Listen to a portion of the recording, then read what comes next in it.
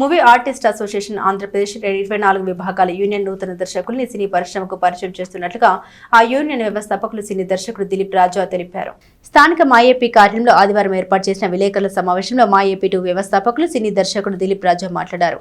నర్సాపురంకు చెందిన నాగశ్రీ కథ మంచికే సినిమాతో మహిళా దర్శకురాలిగా వెండితెరకు పరిచయం అవుతున్నట్లు తెలిపారు. కొన్ని సినిమాల్లో టీవీ సీరియల్స్ లో నటించిన నాగశ్రీ తొలిసారి తన స్వీయ దర్శకత్వంలో సినిమా చిత్రీకరణకు శ్రీకారం చుట్టారని తెలిపారు. ఇప్పటికే కథ మంచికే టైటిల్ ను సీమాంధ్ర ఫిలిం ఛాంబర్ లో రిజిస్ట్రేషన్ చేశామని ఆయన తెలిపారు.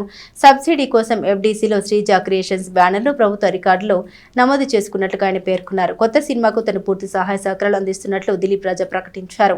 నూతన మహిళా దర్శకురాలు నాగశ్రీ మాట్లాడారు. పశ్చిమ గోదావరి జిల్లా నర్సాపురం తమ స్వగ్రామమని ఇటీవల మాఏపీ నిర్వహించిన ఆంధ్రప్రదేశ్ షార్ట్ ఫిల్మ్ ఫెస్టివల్ పోటీల్లో మహిళా దర్శకురాలుగా సుమన్ చేతుల మీదుగా అవార్డు అందుకున్నామని తెలిపారు. నదీ తీరంలోని అందమైన లొకేషన్స్ లో సినిమా చిత్రీకరిస్తామని తెలిపారు. నూతనంగా దర్శకత్వ బాధ్యతలను చేపట్టిన మహిళా దర్శకురాలు నాగశ్రీను మాఏపీ సభ్యులు సత్కరించారు. ఈ సమావేశంలో నటినట్లు బెల్లంకొండ వెంకట్, చార్లీ తదితరులు పాల్గొన్నారు.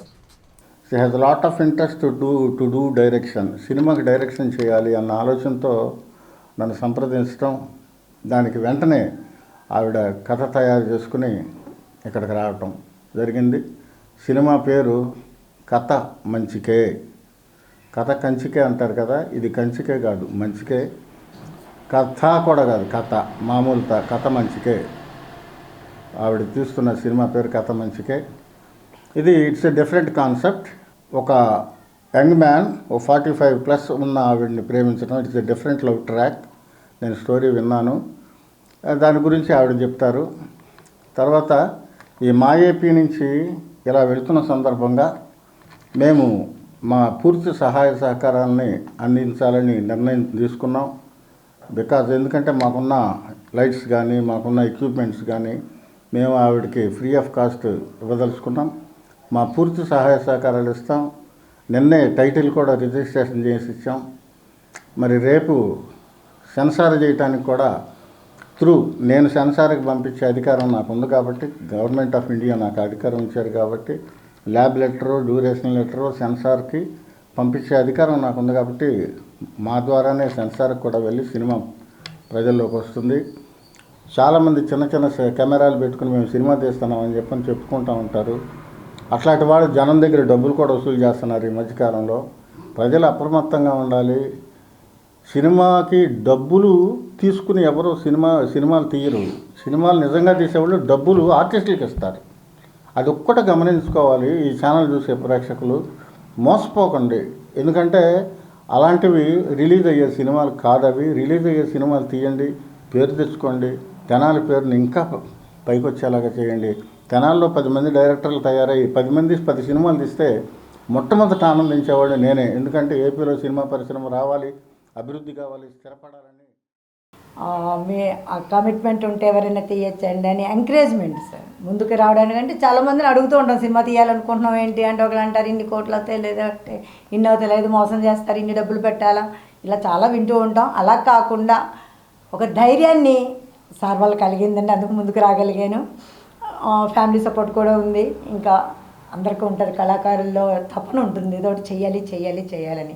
ఆ తపనకి కొంచెం ఎవరైనా చేయొచ్చు, సిన్సియర్గా ముందుకు రాగలిగితే మళ్ళీ కళాకారులు ముందుకు రాగలుగుతారు. అందుకే నేను ఈ ఫిలిం చూస్ చేసుకోవడం జరిగిందండి.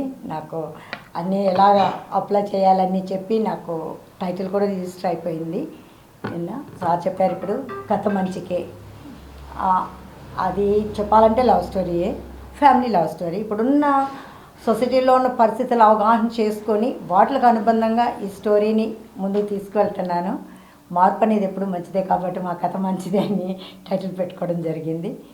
ఇంకోటి నాకు ఫిలిం ఫెస్టివల్కి వచ్చినప్పుడు చాలా ఆనందాన్ని ఇచ్చింది ఏంటంటే, ఇప్పుడు నేను మూవీస్ చేశాను, ఒక 11-12 మూవీస్లో ఆర్టిస్ట్గా చేశానండి. ఆధార్ కార్డు ఆంధ్ర వాళ్ళకి అయ్యి ఉన్న వాళ్ళకి ఫస్ట్ ప్రిఫరెన్స్ అని సారు చెప్పడం జరిగింది. అది నాకు చాలా ఆనందాన్ని ఇచ్చింది. ఎక్కడ మీటింగ్స్కి వెళ్ళాం, బయట ఎక్కడ మీటింగ్స్కి వెళ్ళాం, ఉండేది 80% ఆంధ్ర వాళ్ళమే, కానీ ఆంధ్రాలో తీయం. ఇది చాలా బాధ అనిపించింది నాకు.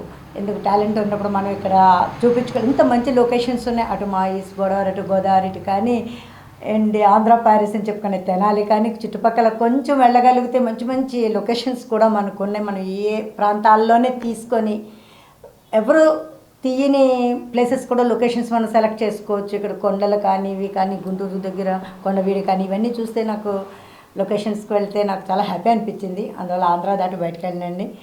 ఆయనలాగే ఇక్కడ మా సొల్యూషన్ కోసం ఆయన ఎలా శ్రమ పడుతున్నారో అలా మాకు కూడా ఇక్కడే తీసి మనం హిట్ కొట్టగలమని చూపించుకోవాలని ఒక తాపత్రయం. దానికి నాకు ఫుల్ సపోర్ట్ అంతా ఇస్తున్నారని రిలీజ్ అయ్యే వరకు ఒక మార్గదర్శకులా, ఒక బ్రదర్లా, ఒక గురువులా సినీ